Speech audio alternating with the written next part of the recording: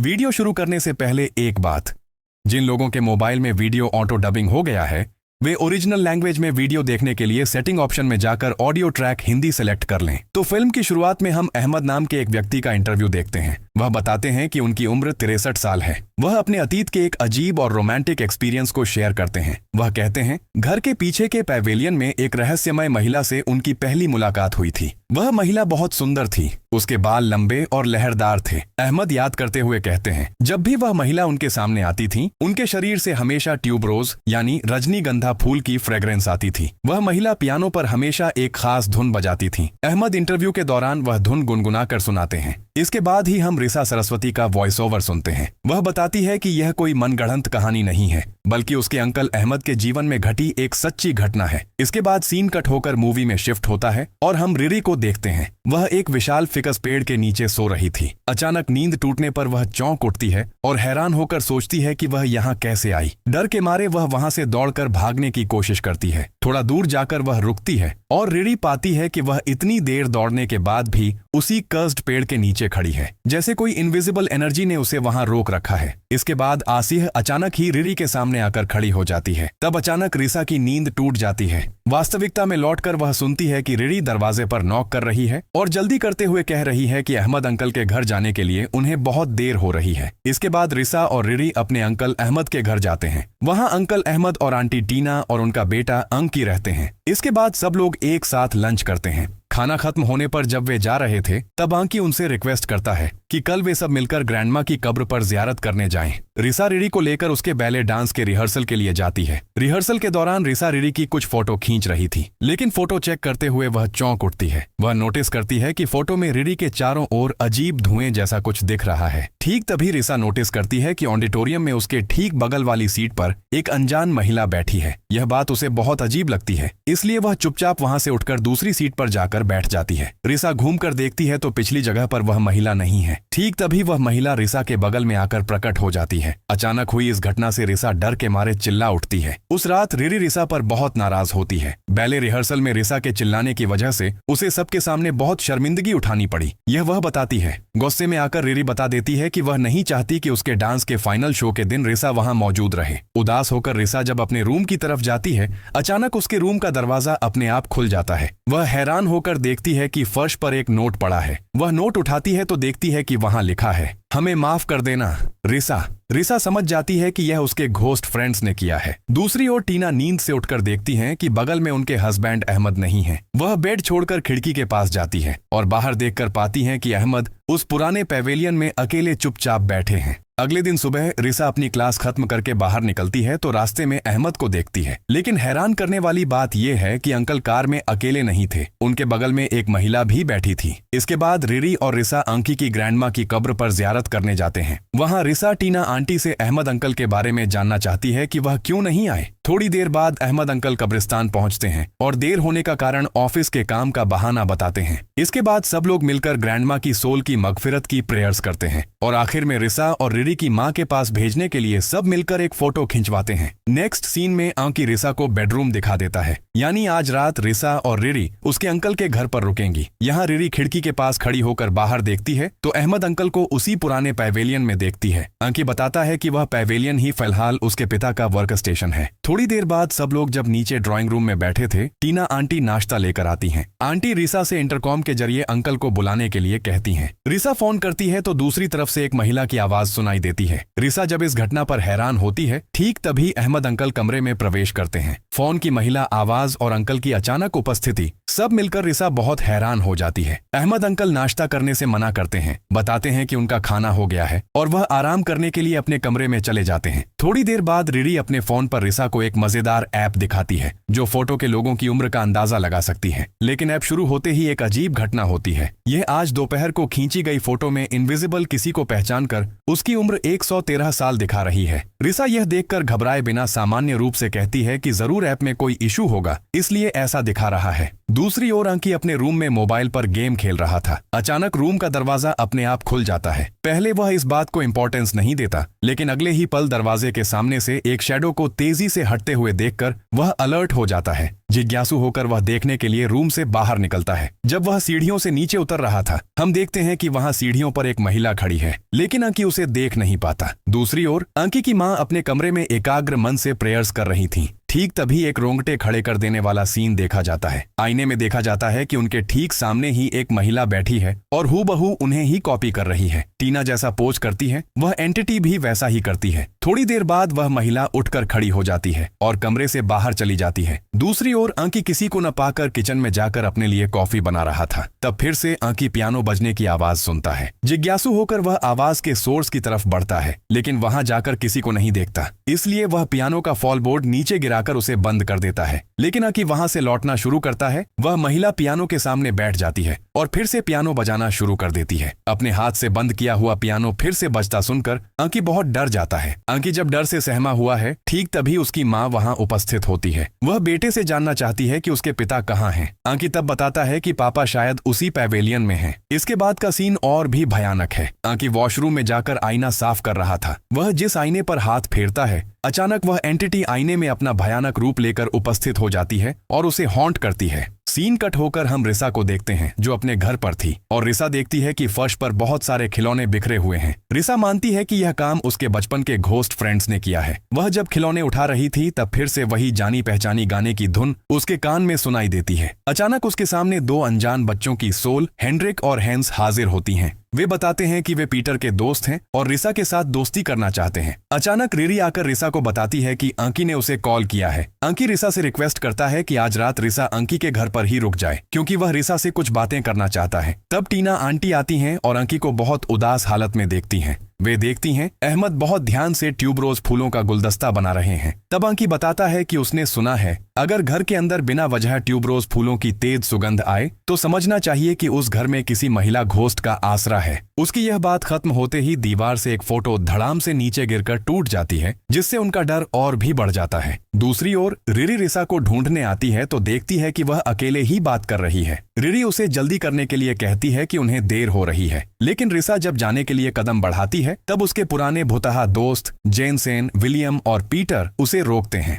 वे रिसा को वहां जाने से मना करते हैं और खतरे के बारे में अलर्ट करना चाहते हैं। उस रात अंकी रिसा के पास अपने पिछली रात के एक्सपीरियंस को शेयर करता है। वह बताता है कि पियानो अपने आप बज रहा था और बाथरूम के आईने में उसने एक भयानक एंटिटी को देखा है। रिसा उसे थोड़ा दिलासा देकर कहती है कि हर घर में छोटे मोटे सोल होते हैं, लेकिन उसने खुद इस घर में अभी तक कुछ नहीं देखा है। तब अंकी अपने पिता के अजीब बिहेवियर की बात करता है और देखा जाता है कि अहमद पूरे घर के हर कोने में ट्यूबरोज फूल सजाकर रखे हैं। दूसरी ओर रिरी जब अकेले खेल रही थी, अचानक उसकी बॉल लुढ़क कर एक तरफ चली जाती है। वह बॉल को ढूंढते ढूंढते जब एक चेयर के नीचे से उसे निकालने की कोशिश करती है, ठीक तभी हम देखते हैं कि वह भयानक महिला रिरी के पीछे खड़ी है। रिरी जिस चेयर के नीचे हाथ बढ़ाती है, तभी वह एक हाथ झपटकर रिरी का हाथ पकड़ लेता है। नेक्स्ट सीन में हम देखते हैं कि डाइनिंग टेबल पर सब अहमद का इंतजार कर रहे थे। रिरी कहती है कि रात में फूलों की खुशबू बहुत ज्यादा तेज हो गई है। टीना आंटी इस बात को नॉर्मल करने की कोशिश करती हैं और कहती हैं कि ट्यूबरोज रात में खिलते हैं, इसीलिए खुशबू इतनी तेज है। लेकिन रिसा अंकी को फुसफुसाकर सावधान कर देती है, यह सामान्य फूल की खुशबू नहीं है, कुछ और है। ठीक तभी अहमद अंकल वहां आते हैं, लेकिन उनका चाल चलन और हाव भाव बहुत अजीब और असामान्य था। वह किसी से कोई बात नहीं करते,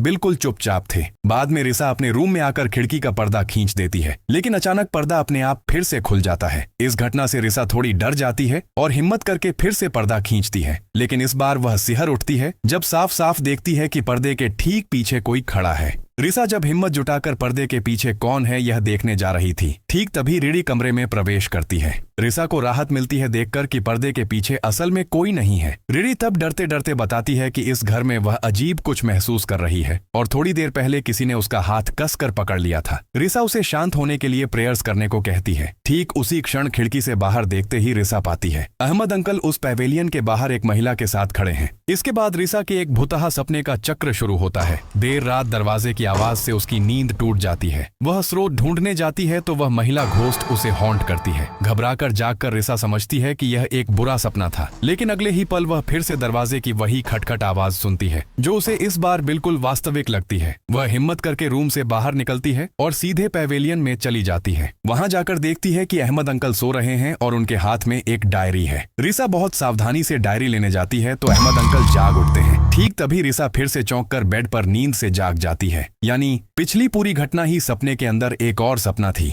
आखिरकार रिसा असल में रूम से बाहर निकलती है। वह फिर से उसी पैवेलियन की तरफ जाती है और इस बार सफलतापूर्वक सोते हुए अहमद के पास से उसकी गुप्त डायरी चुराने में कामयाब हो जाती है। डायरी हाथ में लेकर जब रिसा अपने रूम की तरफ लौट रही थी, ठीक तभी निस्तब्ध रात में फिर से वही पियानो की धुन बज उठती है। पियानो की आवाज का स्रोत ढूंढते हुए रिसा उस भयानक महिला के सामने आती है। हिम्मत जुटाकर वह पूछती है, तुम कौन हो? जवाब न देकर महिला जोर से हंसना शुरू कर देती है और पलक झपकते ही रिसा के बिल्कुल सामने आकर उपस्थित होती है। दहशत में रिसा दौड़कर अपने रूम में लौट आती है। रूम में आकर वह अहमद अंकल से चुराई हुई डायरी खोलती है और पहले पेज पर एक नाम लिखा है, एलिजाबेथ। ठीक उसी क्षण घर को कंपा देने वाली एक चीख सुनाई देती है। रिसा दौड़कर टीना आंटी के कमरे में जाकर देखती है कि वह बहुत डरी हुई हैं। टीना की हालत बिगड़ती देखकर उन्हें हॉस्पिटल ले जाया जाता है, लेकिन डॉक्टर जांच पड़ताल करके बताते हैं कि शारीरिक रूप से वह पूरी तरह स्वस्थ हैं और उन्हें कोई प्रॉब्लम नहीं है, यानी उनकी यह बीमारी या डर किसी सांसारिक बीमारी की वजह से नहीं है। घर लौटने से पहले अंकी और रिसा जब फज्र की नमाज पढ़ने हॉस्पिटल के प्रेयर्स रूम में जा रहे थे, वे देखते हैं कि अहमद चुपचाप बैठे हैं। अंकी पापा को नमाज के लिए आवाज देता है तो वह कोई जवाब नहीं देते। आखिरकार अंकी जोर करके पिता का हाथ पकड़कर उन्हें नमाज के कमरे में ले जाता है। वे नमाज शुरू करते हैं, लेकिन अहमद वहां चुपचाप खड़े ही रहते हैं। नमाज खत्म करके अंकी बगल में देखकर चौंक उठता है। देखता है कि उसके पापा वहां नहीं हैं। नमाज के बीच में ही वह जैसे हवा में गायब हो गए थे। अंकी रिसा से पूछता है कि क्या उसने उसके पापा को बाहर जाते हुए देखा है, लेकिन रिसा भी कुछ नहीं देखती। पापा के इस तरह गायब हो जाने से अंकी और रिसा उन्हें ढूंढना शुरू कर देते हैं। थोड़ी देर बाद अंकी रिसा को कॉल करके बताता है कि उसने अपने पापा को ढूंढ लिया है। फोन पर बात खत्म करके लौटते समय रिसा एक महिला की आवाज में गाना सुनने लगती है। जिज्ञासु होकर वह आवाज का स्रोत ढूंढते ढूंढते ऐसे कमरे में पहुंचती है जहां एक महिला मृतदेह को गुस्ल कराने का काम कर रही थी। इस महिला में एक खास पावर है, वह सोल से कम्युनिकेट कर सकती है। रिसा कहती है कि वह सोल देख सकती है, लेकिन कभी कभी मैं दानुर यानी डेड बॉडी की खुशबू पाती हूँ, लेकिन उन्हें देख क्यों नहीं पाती। उस महिला ने जवाब दिया, सोल खुद फैसला लेती हैं कि वे किसे दिखाई देंगी और किसे नहीं। वे चाहें तो अदृश्य रह सकती हैं। बात करने के बीच अचानक वह डेड बॉडी की सोल रिसा को हॉन्ट करती है। खैर रिसा खुद को संभाल लेती है। इसके बाद वह महिला रिसा को मद्दाह के बारे में शिक्षा देती है। वह समझाती है सोलों को देखने के लिए सिर्फ आंखों की दृष्टि नहीं, बल्कि उनकी प्रेजेंस पर गहराई से फोकस करना होता है। इसके बाद वे टीना को घर वापस लाते हैं। घर लौटने के बाद रिसा अंकी को बताती है कि उसने पिछली रात पैवेलियन से उसके पिता की डायरी ढूंढ ली है। वे दोनों मिलकर डायरी पढ़ना शुरू करते हैं और चौंकाने वाली सारी जानकारी सामने आती है। अंकी के पिता अहमद एलिजाबेथ नाम की एक महिला के गहरे प्यार में पड़ गए हैं और अगले थर्सडे को एलिजाबेथ का जन्मदिन है। सबसे डरावनी बात यह है, एलिजाबेथ के जन्मदिन के ठीक अगले दिन अहमद ने उसके साथ हमेशा के लिए चले जाने का वादा किया है। डायरी के पेज के अंदर उन्हें एक पुरानी फोटो भी मिलती है। फोटो के पीछे दो नाम लिखे थे, एलिजाबेथ और दिमाश, और यह फोटो एलिजाबेथ के 23वें जन्मदिन पर खींची गई थी और एलिजाबेथ का जन्म 1905 में हुआ था। तब रिसा जल्दी से रिरी का फोन हाथ में लेती है और अंकी को वह ऐप दिखाती है। ऐप में देखा जाता है कि अहमद अंकल के बगल में मौजूद अदृश्य एंटिटी की उम्र 113 साल है, यानी ऐप करेक्ट था। यह जानकारी कंफर्म करती है कि अहमद अंकल की जिंदगी अब बड़े खतरे में है और यह जानकारी मिलने के बाद रिसा की गलतफहमी दूर होती है, क्योंकि रिसा इतने दिनों से सोच रही थी कि अहमद अंकल का किसी और महिला के साथ अफेयर्स चल रहा है, लेकिन असल में वह एक शतवर्षीय घोस्ट के प्यार में मग्न है और मौत की तरफ बढ़ रहे हैं। अंकी डरकर जानना चाहता है, क्या पापा एलिजाबेथ के लिए अपनी जान दे देंगे? रिसा समझती है अब उसके घोस्ट फ्रेंड्स यानी पीटर, विलियम, हेंस की मदद की जरूरत है। दोस्तों को बुलाने के लिए वह पियानो बजाना शुरू करती है। पियानो की धुन से एनवायरनमेंट भारी हो जाता है। अचानक चारों तरफ अंधेरा हो जाता है और अगले ही पल धप करके बत्ती जल उठती है, लेकिन रिसा के दोस्त नहीं आते, बल्कि रिसा को किसी और सोल ने पजेस्ट कर लिया है। रिसा तब एक अलग आवाज में गाना गाना शुरू करती है और जोर से हंसती है। अंकी हिम्मत करके उसे एलिजाबेथ कहकर बुलाता है तो वह भयानक चीख मारकर अंकी की तरफ घूम कर देखती है। अंकी जानना चाहता है, तुम हमारे परिवार से क्या चाहती हो? वह स्पिरिट बताती है कि अहमद को एलिजाबेथ ले जाएगी। इसके पीछे का कारण वह जाहिर करती है। अहमद दिखने में हूबहू उसके भाई दिमाश जैसा है, यानी यह एंटिटी एलिजाबेथ नहीं थी बल्कि दिमाश की बहन थी। आंकी तब डायरी से मिली वह पुरानी फोटो एलिजाबेथ के सामने दिखाता है। अपने भाई की फोटो देखकर वह स्पिरिट रोने लगती है। वह चीख कर बताती है कि उसके भाई दिमाश की बेरहमी से हत्या कर दी गई थी। अपने भाई की फोटो देखकर स्पिरिट हिंसक हो उठती है और उसे छीनने के लिए आंकी पर झपटती है। आंकी जान लगाकर रिसा को अपने कंट्रोल में लाने की कोशिश करता है। एक समय पर रिसा मन की ताकत का इस्तेमाल करके उस स्पिरिट को अपने शरीर से चले जाने के लिए कहती है, लेकिन जाने से पहले रिसा के शरीर को अजीब और दर्दनाक तरीके से ऐंठ देती है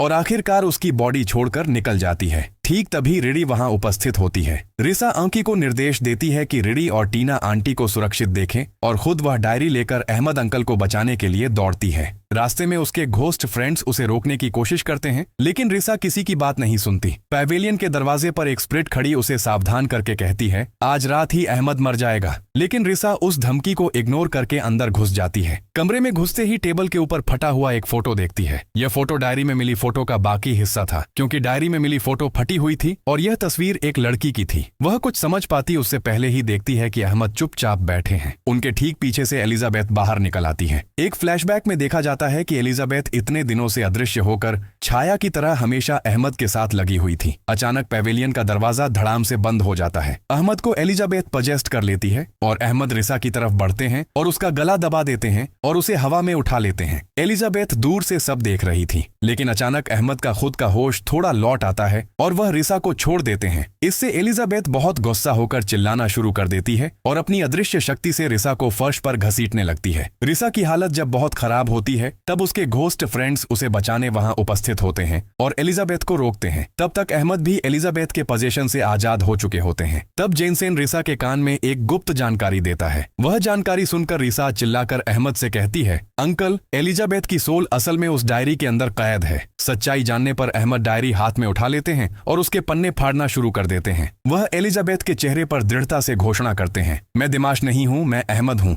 मैं तुमसे प्यार नहीं करता और न ही कभी करूंगा। अहमद के इनकार और डायरी फाड़ने के बाद एलिजाबेथ की सोल आखिरकार हार मान लेती है और वहां से विदा लेती है। इसके बाद अहमद नॉर्मल हालत में लौट आते हैं। वह घर लौटकर वाइफ टीना और बच्चों से अपने अजीब बिहेवियर के लिए अनुताप करते हुए माफी मांगते हैं। परिवार में फिर से स्वस्थी लौट आती है। रिसा अपने घोस्ट फ्रेंड्स को धन्यवाद कहकर जब अंदर जा रही थी तब वह एक नई लड़की सोल देखती है। पीटर परिचय करवाता है कि लड़की का नाम इवाना है। इवाना बताती है एलिजाबेथ इवाना की बेस्ट फ्रेंड थी और एलिजाबेथ इवाना के भाई दिमाश के प्यार में पड़ गई थी। इवाना यह भी कहती है कि एलिजाबेथ के पिता उनके इस रिश्ते को स्वीकार नहीं कर पाए थे और उन्होंने दिमाश को बेरहमी से मार डाला था। इसीलिए एलिजाबेथ ने भी उसी पैवेलियन में सुसाइड कर लिया था। इवाना यह भी कहती है कि तुम्हारे अंकल दिखने में दिमाश की तरह थे, इसीलिए प्रेमी के खालीपन को भरने के लिए एलिजाबेथ अहमद को अपने साथ ले जाना चाहती थी। अब रिसा समझती है कि उस समय उसे पजेस्ट करने वाली एंटिटी असल में दिमाश की बहन इवाना थी। सब कुछ समझने के बाद रिसा इवाना को धन्यवाद देती है। खैर, सब खतरा टल जाने के बाद एक दिन पूरा फैमिली रिरी के बैले डांस का परफॉर्मेंस देखने थिएटर जाता है। सब लोग जब शो का मजा ले रहे थे, ठीक तभी रिसा के कान में फिर से वही अजीब गाने की धुन सुनाई देती है। वह चौंक कर देखती है तो वहाँ एक नई सोल खड़ी है जो अपना नाम केंटिंग बताती है। इस नए रहस्यमय कैरेक्टर के आगमन के संकेत के साथ ही अगले सीक्वल का इशारा देते हुए मूवी यहीं खत्म हो जाती है।